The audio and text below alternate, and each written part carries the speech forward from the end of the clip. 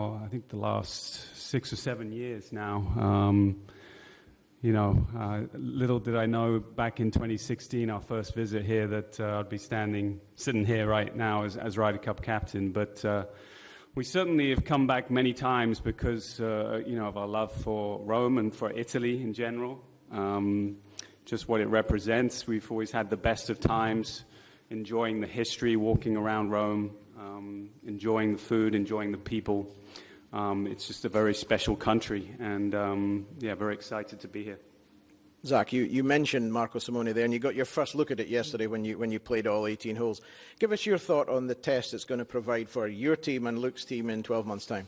No, that's what you want, right? You want a facility, a venue that tests all aspects of the players. I feel I feel Marco Simone is a very high character golf course. I feel it requires everything. I mean, it has a lot of hills, so it's the battle of the fittest, which makes sense. And then the character side of it, it's got left, right, up, down, every which way. There's not. It's going to require everybody on both sides to have all elements of their game to be on, and I think that's a true test of a golf course.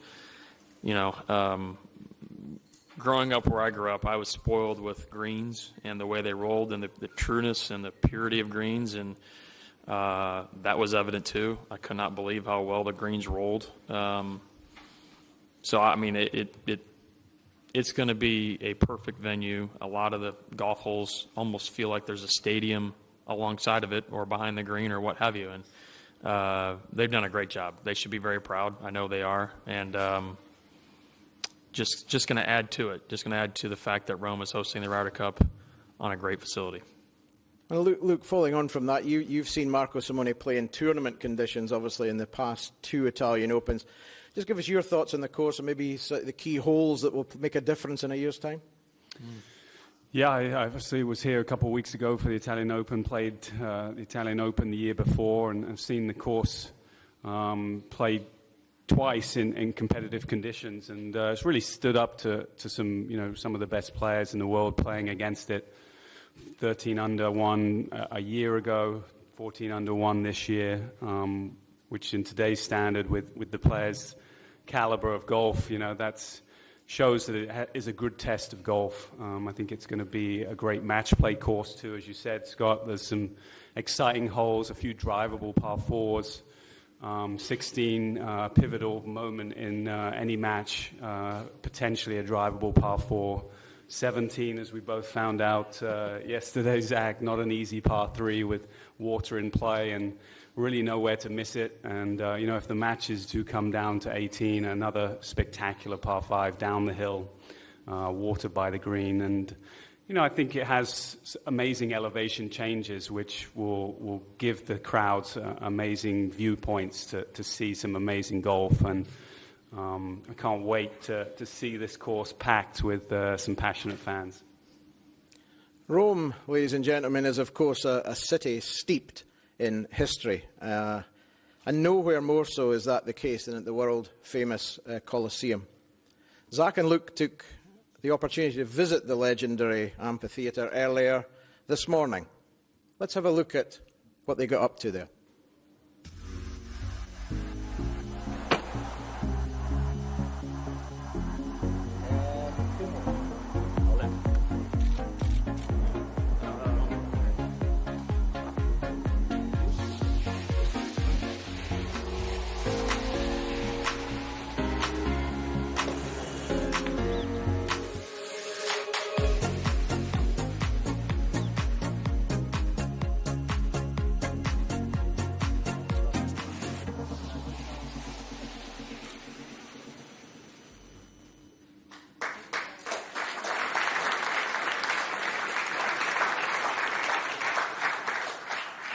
Thank you, ladies and gentlemen. Before we move to questions from the media, Zach, that looked like a pretty cool experience. An experience that, when you turn professional and play this game for a living, it's not one that's going to be on the list. But given the opportunity, you're going to take full advantage of it. It was an unbelievable morning. And to share it with certainly Luke and Diane and my wife was special. I mean, it's almost surreal. With the backdrop of the Coliseum, certainly the Temple of Venus, it was something you just kind of pinch yourself, you know. Very spectacular. I appreciate that opportunity, so thank you. Luke, you've played golf around the world on the PGA Tour and indeed in our DP World Tour, but perhaps you've never hit a pitch shot with that backdrop behind you. Yeah, slightly worried to hit one thin and cause some damage to the Temple of Venus, I must say. But yeah, the Coliseum obviously is iconic when it comes to Rome. You know, built back in 80 AD, I believe. I was reading up about it.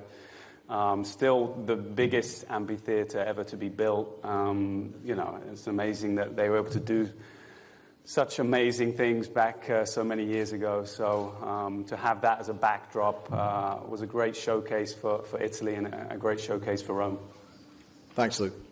We're now going to open up the floor to some questions from the members of the media. If you have a question, please raise your hand and we will get a microphone to you. And if you can state your name and organisation before you ask your question, that would be appreciated. We're going to start on mic 1 with Francesca. Teresa, can you get the microphone to her, please? Good afternoon. Francesca Piantanida, Sky Sport Italy. I start with this first simple question. Zach and Luke, we all know you are great friends, but now we are here and you are here as opposing captain for the Ryder Cup 2023. How's being here in this special role? Thank you. Yeah, unbelievable. I mean, I don't know how else to coin it. I mean, it's an opportunity of a lifetime, you know, and again, one that I've said it, you know, I've had aspirations, I've had goals as a professional golfer, one of which was to be a part of a Ryder Cup team, and fortunate to play in a handful and be represented in a couple others. And so now, sitting in this seat, I can honestly say that my dreams never reached this far. Of my 5 that I played in 3 in Europe, and I hold those in the highest of regards. I love the fans over here. I love the passion over here. I love the enthusiasm, the respect, and what I do know is just seeing Italian fans in general, it'll be all of that and more. So my excitement it's hard to really quantify, and we still have a year to go. So I'm going to have to take some deep breaths, but it feels like we should start competing tomorrow. So I am blessed and very, very excited. Luke?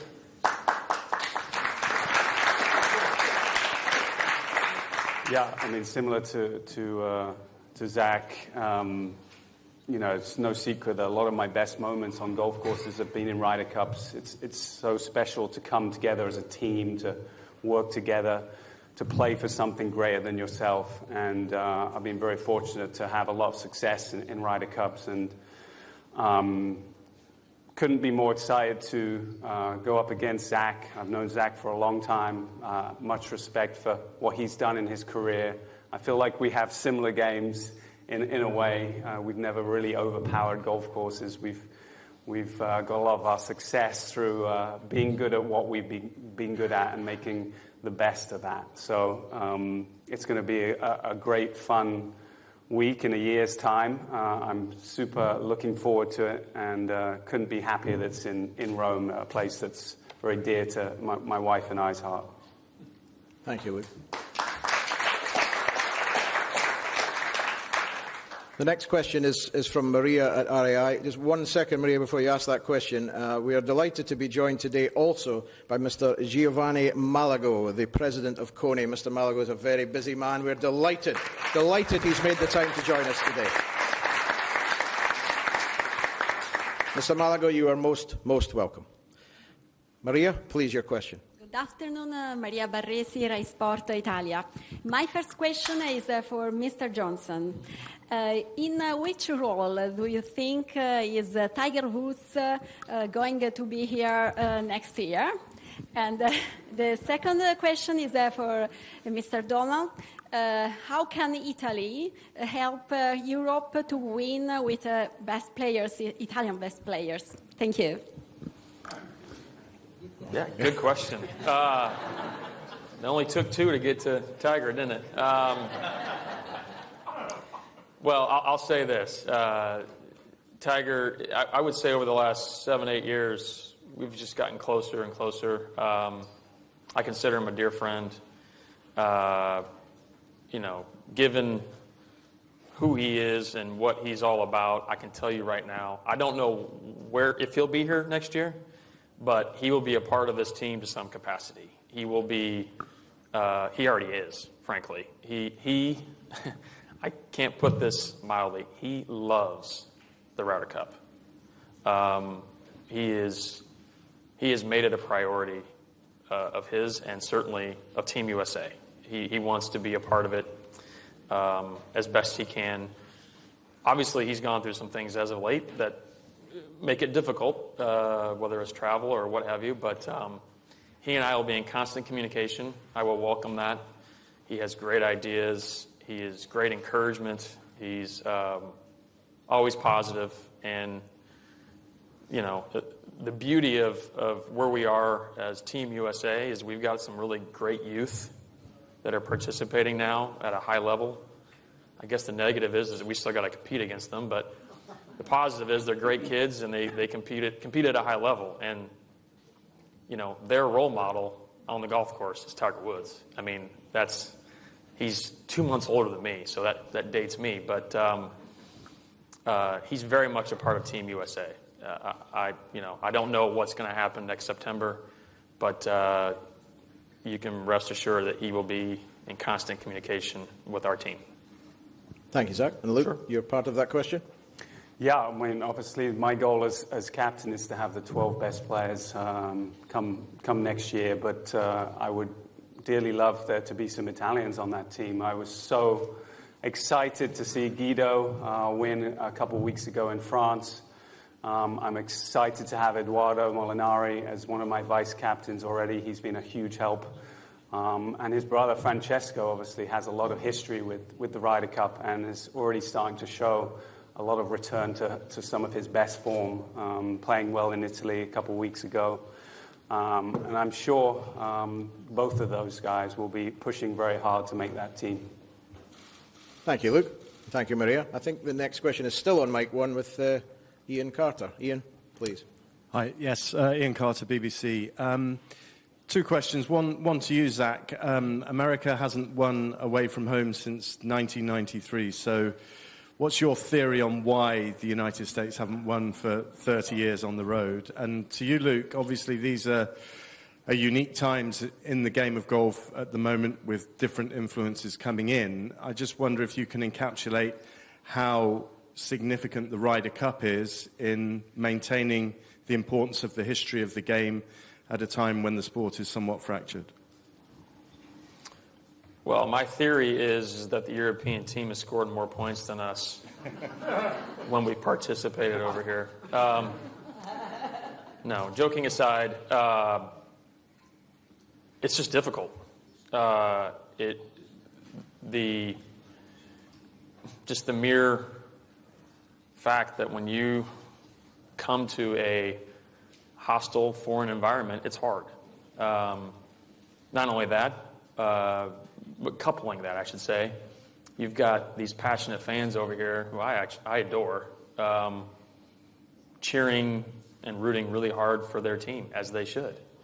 So, I don't know why we haven't. There's a lot of hypotheticals and theories that you could come up with.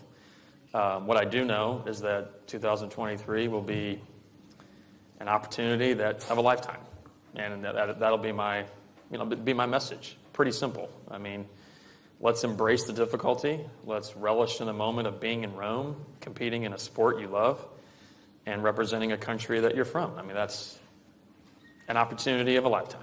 So that's how I'm going to go about it. Yeah, thanks, Ian. The history of the Ryder Cup is vital, really. I think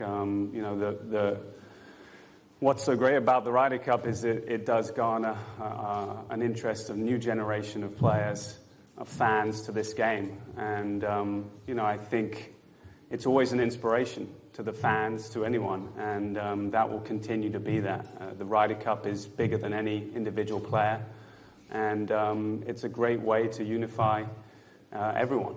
And I think it will continue to do that like it has done throughout its history. Thank you, Luke.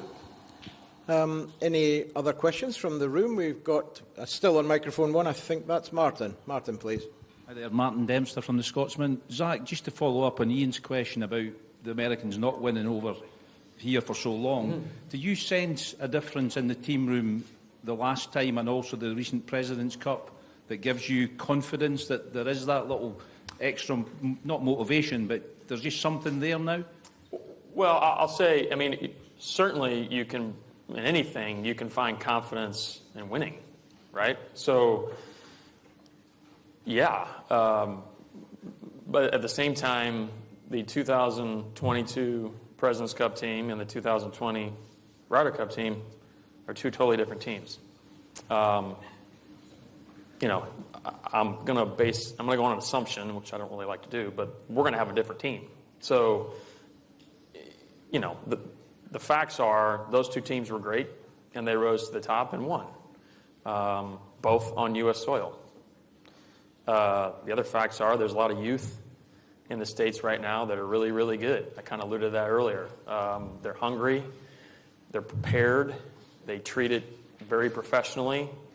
I feel, from my vantage, they really understand their role, kind of what Luke just mentioned, that they're not above the game. They're certainly not above this cup. And I think that's a great posture to have when going to battle as a team. From what I can tell, their 2023 goals will be listed, and one of them, if not at the top of the list, will be this. Does not mean it's going to be successful. I mean, we understand that. There's going to be a winner, there's going to be a loser. But, the preparation, the process of getting to September of 23, that's on me. My goal is to provide a similar platform that they had both in Wisconsin and in Charlotte, to give them success. They've got to go hit the shots. So they're hungry. I mean, they want it, it's still removed. But I've always said, after any cup, and I haven't won as many as I've lost in the Ryder Cups, you almost wish you could take a week off and go right back to it. But we got to wait 12 months. So that's okay. That's the beauty of it. On that home record, Luke, how much is significant for you in team talks, etc., about the dominance Europe have had on home soil? Well, I think being at home is certainly worth something. We see that in all of sports, and but no doubt we're going against a very, very strong opponent. I think the U.S. President's Cup team was the strongest they've ever been on paper, world rankings. They have some phenomenal teams that seem to be tough to beat. Guys like Schauffele and Cantlay, Justin and Jordan. These guys have records that are north of 80% win records. So it's going to be a tough challenge. It's going to be very tough. I fully expect us to be underdogs, despite that home victory, percentage of wins over the last 30 years. But again, my job is to try and get the team to a place that will give them the highest chance to succeed. And it is nice to be a home captain. I think I saw a hand. Dean, was that you on mic one there? Thank you. Dean Atkinson, DP World Tour. Luke, just want to get your thoughts on the start of the European points race. Obviously, you mentioned Guido there, but how pleased are you with the start the Europeans have made, considering our last three winners on this tour? I couldn't be more happy, to be honest. You look at the first event, Wentworth, some of our very established players, Shane winning, Rory second, John Rahm second or third. Sorry, I don't know if it was in that order, but those top three, established players that you would hope would be on the team, playing extremely well. And then the last few weeks, Bob McIntyre winning around Italy in a playoff against Matt Fitzpatrick, another guy that's played a couple Ryder Cups. Guido, obviously the Italian connection. Again, two guys, looking at Bob McIntyre and Guido, who a few months ago felt like they'd lost their games a little bit, and they talked about that. And I think seeing the importance of the Ryder Cup and how motivating that is has somewhat turned around their games, well, completely turned around their games. And to see them going from missing cuts to winning tournaments is great for me. So, seeing a bunch of established players along with some kind of this new blood, new generation of players playing well, it's been the ideal start. Any other hands at the moment? Yes. Mike one at the back. Federico Rossini, OA Sports, Italian media. A question for Mr. Luke Donald. What the reason behind the change in the formation of the European team?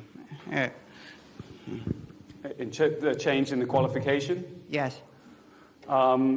Yeah, I mean, the main reason is to give myself the strongest team possible. I think there's definitely been times in the past where, some players have managed to win 7-8 months out and kind of been almost guaranteed to make the team. I think giving myself more picks will give me an opportunity to pick the best informed team. I think that's hugely important, is to have those guys leading up to the Ryder Cup with a great opportunity of playing their best golf. So that was the main reason behind it, really a good statistical deep dive by Eduardo. He really helped form and shape that process a little bit, but it's to give myself the opportunity of having the strongest 12 guys there. Thank you, Luke. I think, Alex, did you have your hand up? Yeah. Thanks, Scott. There's one for Luke and one for Zach. Luke, first of all, you're going to probably have a tremendous amount of rookies on this team versus other teams where you've had a lot of, veterans. Can you talk about your approach to that and how you'll spend the year basically probably introducing yourself and learning some of these guys? Well, I'll go to the second part of that question. I mean, it is my plan to travel a lot more and be over in Europe a lot more. And, hopefully it wasn't a coincidence that I got to play with Bob in Wentworth. He won the next week. I got to play with Guido in Italy, and he won the following week in France. So, hopefully my calming influence has had an inspiration to them. But, yeah, I look forward to being more in Europe and being with the players a lot more. There'll be some team dinners and just me being available and being open to lots of communication with these guys. Because, you said there could be more rookies. They could not be. Again, that's still a year in the making, and we'll see how the team shapes up over the coming 9 to 12 months. And Zach, you talked about maybe Marco Simone being the battle of the fitness or battle of the fit. Can you talk about if, in fact, that will change just from the time you've spent here, which has just been a day really on the golf course? Can you talk about already, is that changing your thought process on selection, pairings, how much you'll play a person versus maybe what it had been before this? No, that's good. No, I've actually briefly talked to some of my team, PGA of America team, and the like about that very notion. I mean, it is. Somebody told me Marco Simone is hillier than Augusta National, and I'm like, okay, right, and it is. I mean, it is. I think it is to a T. I mean, it's got everything, and it is going to be a difficult physical test when you play 4 sessions in 2 days. So you have to take that into account. I'll just say this. As a player, it's hard. I can't even imagine being a caddy, okay? And trying to walk potentially 72 holes in 2 days. But you're right. The notion of, hey, hopefully I have enough depth that I don't have to play a person or guy or two all 5 sessions. That would be a luxury. It doesn't always work out like that. When I say depth, I mean experience. I mean physically able to withstand that, and a caddy, right? So, yeah, there's going to be a lot that goes into it. I do know personally when I was playing, if I was given the option, I'd rather play 4 than 5. I say that, but it's like I don't like resting. So, it stinks to sit on the bench, but that's part of the beauty of the Ryder Cup. As I mentioned at the start of the conference, ladies and gentlemen, we do have international media joining us on Zoom. My colleague Claire is moderating the Zoom part of this conference from back in the UK. So Claire, can I hand over to you, because I think you have a couple of questions from our media with you. Thanks, Scott. Yeah, we have a couple of questions from UK media here. So first of all, John Hopkins, you've had your hand up longest. If you'd like to unmute and go ahead. Zach, do you really think that the Europeans are underdogs? Did he say Zach? Yes. Oh, sorry. Do I really think the Europeans are underdogs? I can give you a one-word answer. No, they're not underdogs. They're on their own soil. They, you hear the notion of, well, on paper. Well, I understand that, but on paper can be subjective as well. I don't think it's all that objective in my opinion. So I understand that, but at the same time, there's something to be said about having confidence and momentum where you're comfortable, and evidently they've been very comfortable over here for 30 years. So, no. Thank you. Can I ask a follow-up, a quick question to both of you? I've covered quite a lot of Ryder Cups, and in the very broadest terms, the team that putts better wins. Now, that's a generalization. Do you agree with that, either of both of you? And if you don't, then why not? I certainly being someone that had a lot of success on the golf course through great putting, and I've had some success in match play throughout amateur career, through professional, through Ryder Cups. Yeah, it's annoying to your opponents when you make putts. It's great for momentum. When you're playing someone and they think they're out the hole and you get up and down and make a putt, sometimes that half is worth more than a win, because it gets in your opponent's head. So putting is extremely important, but as I said, it's not everything. In today's game, the easiest way to gain strokes on the field is through great driving and hitting the ball far, and that's certainly dominated our game in the last 10 years as well. So there are lots of other factors, but it certainly doesn't hurt to be a great putter. I agree with exactly what Luke said. I mean, I have studied it. I've got some individuals actually in the room that study that, those kind of statistics better than I do. And yeah, I mean, the putter has always been the equalizer. I think it's definitely more of an equalizer in medal play rather than in match play. In match play, especially when you're playing foursomes, getting the ball in the fairway and giving yourself opportunity on the greens becomes more of an advantage than actually making putts, in my opinion. It shows certain golf courses lend themselves to certain attributes of the game. And so, again, as Luke mentioned, an individual that drives it hard and drives it straight, you're at an advantage. But then you've got some, putters like Luke and I, that can be an advantage too. It depends on how the course lays out. It depends on odds and evens. There's a lot of factors involved there. I don't think you can pinpoint them to one aspect of the game. Thank you. Okay, thank you, John. Our next question is from another UK journalist, David Facey. David, if you'd like to unmute and go ahead. Yeah, it's a question for Luke. Am I unmuted?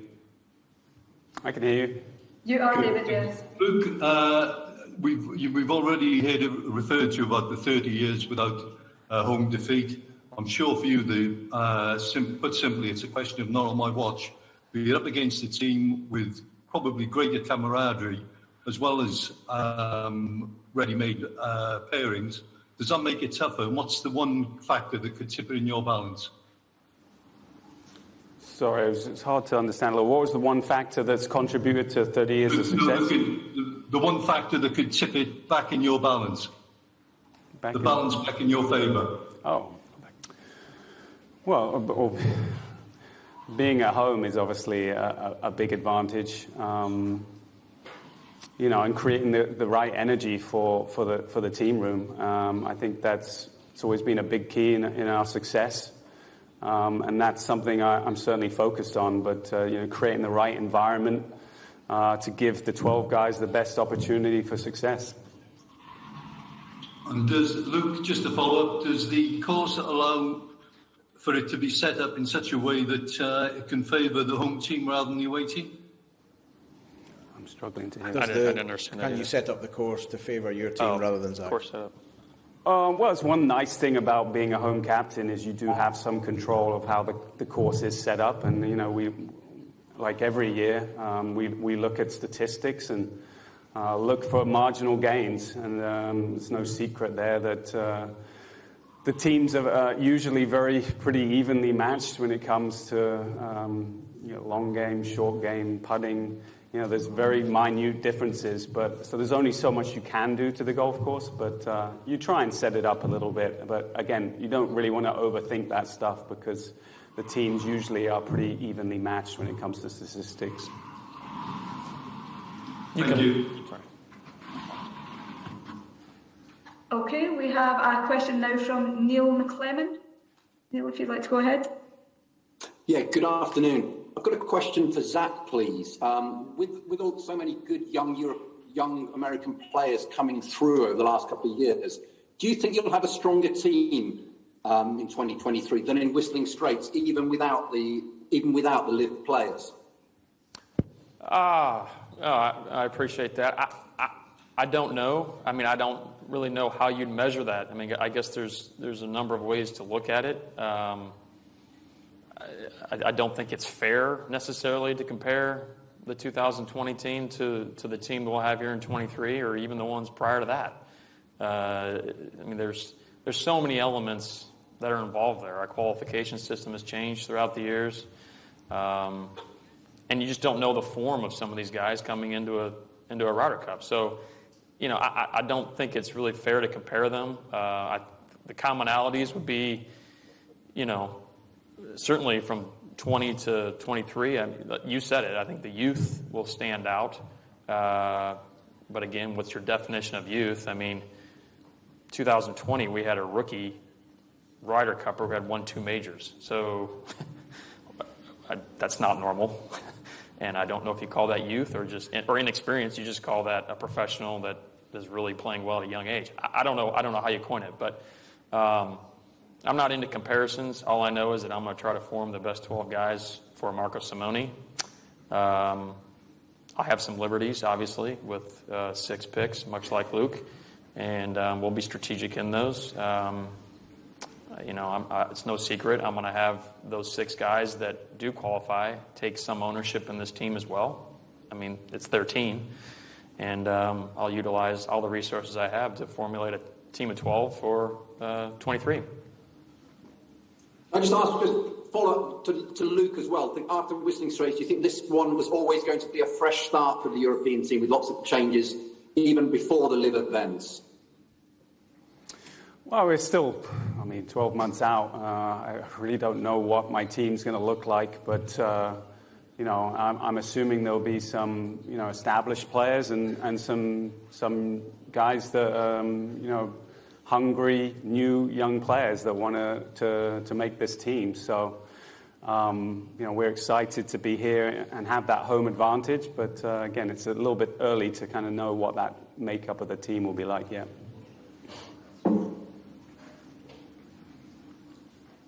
Okay, thank you, Luke. Thank you, Neil. I think we're back to you now in Rome, Scott. Okay, Claire, thank you very much. I think we have one question from Francesca again on mic 1. Teresa, please. Thank Thank you. In the captain's agreement for President's Cup 2022, the captain and 2 assistant captains were granted permission to provide advice on the course with certain limitations. Ryder Cup hasn't made a significant change since 1979. Might we see the same thing next year at Marco Simone? Zach, what do you think? And Luke, what do you think in particular could help you considering Edoardo Molinari and his statistics? Thanks. Sure. That's a good question. So I can kind of give you some history on the President's Cup. I've been a part of quite a few of those teams. And really, the change in the advice rule, right, by the vice captains or leadership was because of Australia in 2019, when our captain, Tiger Woods, was actually playing as well. And so, in a roundabout way, he and I, the captains, figured out a strategy to kind of shift the advice within using our microphones, using the rules officials to our advantage on par threes and things of that nature. That was the President's Cup. They wanted to add, it's got its own personality, as it should. It's different. What I appreciate about the Ryder Cup is that, well, one, this cup has withstood the test of time, and I think, you know, any major change now, I'm not suggesting they wouldn't be warranted, may not be needed because of what's already established. The beauty of this Ryder Cup is that it needs very little change. It needs very little massaging because it's pure at its core. And I think you can't lose sight of that. That's the beauty of the Ryder Cup. Yeah, in terms of Eduardo, I mean, he's, as I said earlier, he's already been very, very helpful. He's very knowledgeable. He works with quite a few players through the statistics. And you know, the last few Ryder Cups that I've been a part of, statistics have certainly played a much larger role. Technology in our game is changing constantly, and statistics are getting more and more in depth. You know, we can really tell a lot about statistics, but you know, when it comes to forming pairings and stuff, you know, statistics are important, but it's also important to use your instincts, which is what we relied on a lot before too. So, you know, it's a mixture of using technology and using your instincts to get the win. Thank you, Luke. If there are no more hands in the audience, which I don't think there are. Can I ask that young lady, can I ask you a question? Were you talking about advice on the course or? On the course. Okay. That's what I thought. Whew. Sorry, just had to get that out. Otherwise, I had a different answer for you. Okay. When I asked for more questions, I didn't necessarily expect one from the captain, but that's the wonder of the Ryder Cup. I want to answer a question, yeah, appropriately. and quite rightly so. If there are no more questions, in all seriousness, all that's left for me to do is to thank you, ladies and gentlemen, for your attendance this afternoon, and once again recognise our two captains. Zach and Luke, thank you for your time today, and we wish you and your respective teams the very best of luck at Marco Simone next September. Thank you, everyone. Grazie a tutti.